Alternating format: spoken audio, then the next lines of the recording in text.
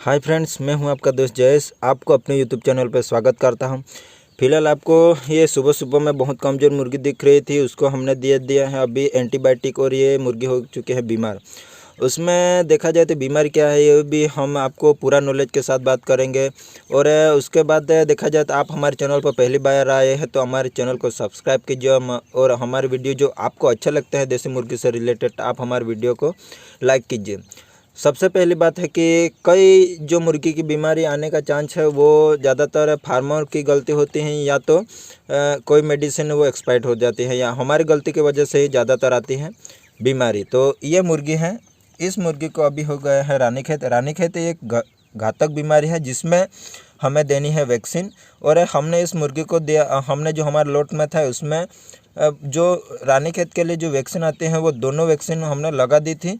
और जो फर्स्ट होता है वो फर्स्ट 7वें दिन में और दूसरी है वो 21वें दिन में हमने रानीखेत की जो बीमारी के लिए जो वैक्सीन आती हैं वो दे दी थी।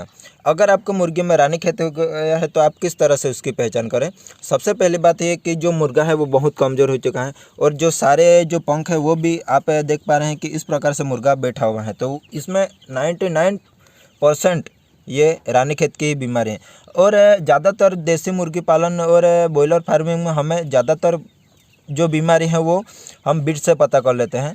तो आप देख पा रहे हैं कि जो बीट है उसमें देख पा रहे हैं जो ग्रीनपन है हरा हो चुका है, जो बीट के साथ जो आप देख पा रहे हैं हरापन ज़्यादा हो चुका है और वाइट बीट हो रहा है। तो उसमें क्या है कि इसमें देखा जाए तो यहाँ पे भी आप रेड और जो ग्रीनपन है वो दिख रहे हैं। तो उसमें कोक्सीडियोसिस का भी चांस है और उसमें रानीखेत भी हो चुका है। और रानीखेत के साथ देखा जाए तो हमें उसमें कई प्रकार की बीमारी इसमें हो चुकी है। अभी रानीखेत हो चुका है तो मुर्गी में तो उसको तुरंत आप अपने फार्म से अलग कर लीजिए जिससे कि आपकी और मुर्गियों में बीमारी रानीखेत की ना फैले।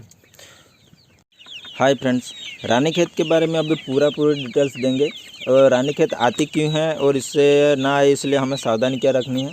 तो आप देख पा रहे हैं कि जो सारी मुर्गियां उसको हमने फ़िलहाल के लिए बाहर छोड़ दिया है। तो रानीखेत हमारे एक मुर्गी को हो गया है, उसमें जो लापरवाही वो भी हमारी मान के चले या तो हमें जो चिक्स लाते हैं उससे भी आ सकते हैं रानीखेत। रानीखेत आने के जो ज़्यादातर चांस है वो आपको, अगर आपका जो मुर्गा आप कहीं से भी हैचरी से लाए हैं और उसके जो मदर हैं या फादर हैं उसमें अगर रानीखेत बीमारी है और उससे जो अंडा निकला और उसमें से जो चूजा निकल के आता है तो उसमें जो चूजा होता है उसमें भी रानीखेत होने का चांस ज़्यादातर बढ़ जाता है। अगर मुर्गी के फादर या मदर दोनों में से किसी एक को भी अगर रानीखेत है तो उसके साथ साथ दूसरी मुर्गियों में जो इससे जो आने वाले अंडे हैं और अंडे से जो चूजा निकलने वाले उसमें रानीखेत हो सकता है। उसके बाद देखा जाए तो हम मुर्गियों को देते हैं रानीखेत के लिए, हम इसको देते हैं वैक्सीन। तो सबसे पहली बात है कि अगर आपकी जो वैक्सीन है उसका जो टेम्परेचर अच्छी तरह से मेंटेनेंस आप नहीं कर पा रहे हैं, उसको अच्छी तरह से आइस में नहीं रख के लाए हैं और उसका जो अंदर का जो बैक्टीरिया है वो डेड हो जाता है तो भी आपका जो रानीखेत की जो वैक्सीन है वो काम नहीं करेगी। उसके बाद देखा जाए तो रानीखेत आने का ज़्यादातर चांस है कि आपने जो मुर्गी को पानी दिया है और उसका जो टेम्परेचर हाई है और जो मुर्गी का आपकी वैक्सीन है उसका जो टेम्परेचर लो है। तो इसमें क्या कि ज़्यादा ठंडा आप मुर्गी को अगर वैक्सीन जब भी दे तो उसको ज़्यादा ठंडा पानी में दे, क्योंकि जो वैक्सीन है उसको एक्टिवेट रखनी पड़ती है और उसका जो -डिग्री में अगर पानी ठंडा है उसमें ही आप उसको वैक्सीन देते हैं तो ही जो मुर्गी है उसको रानीखेत की वैक्सीन लग सकते हैं।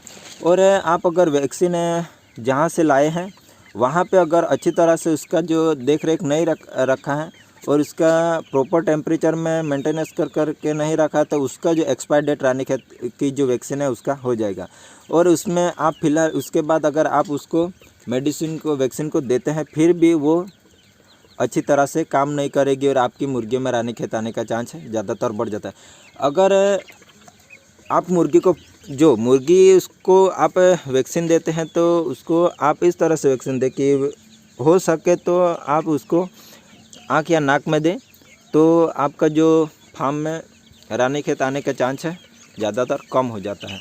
अगर आप उसको पानी में दे देते हैं और किसी मुर्गी ने पिया और किसी मुर्गी ने जो वैक्सीन है उसको नहीं पिया, नहीं पानी पिया, तो उसमें भी आपकी जो मुर्गी है उसको रानीखेत हो सकते हैं।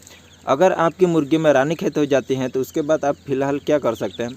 तो सबसे पहली बात है कि रानीखेत हो गया है किसी भी मुर्गी को, तो उसको फ़िलहाल आप तुरंत ही फार्म से अलग कर लीजिए, जिससे कि जो मुर्गा है उसमें रानीखेत ऐसी घातक बीमारी है जो एक मुर्गी में बीमारी लगती है तो उसके साथ साथ सभी मुर्गियों में बीमारी रानीखेत की लग जाती है और आपका जो लॉट है पूरा का पूरा ख़त्म हो सकता है। तो आप जो मुर्गी को रानीखेत हो गया है उसको फार्म से तुरंत ही बाहर निकालें। उसके बाद उसका देखा जाए तो किसी भी प्रकार की मेडिसिन इस पर काम ही नहीं करेगी। हो सके तो आप इसको खाते हैं तो उसको काट के खा लीजिए या तो उसको अलग रखें जब तक वो मर ना जाए, क्योंकि उसका जो मेडिसिन हमें इंजेक्ट करनी होती है वो मेडिसिन जो दवाई है उसका खर्च ज़्यादा होता है और आपका जो मुर्गा है उसको बेचेंगे भी तब भी आपका इतना ज़्यादा प्रॉफिट नहीं हो पाएगा। अगर पूरे फार्म में अगर जो रानीखेत है वो फैल चुकी हैं फिर भी आप उसको इंजेक्ट करेंगे तब भी आपका जो 90% जो मुर्गा है वो, अगर पूरे फार्म में जो मुर्गा हैं और सारी मुर्गियों में बीमारी रानीखेत की लग गए है तो बचने का चांस है ना के बराबर है। इसलिए हम इसमें जो रानीखेत की जो वैक्सीन है वो हम पहले छोटे चिक्स होते हैं तभी लगा देते हैं। उसमें क्या होता है कि कई मुर्गियाँ बड़ी होती है और कई चिक्स से छोटे होते हैं, कई चिक्स बड़े होते हैं।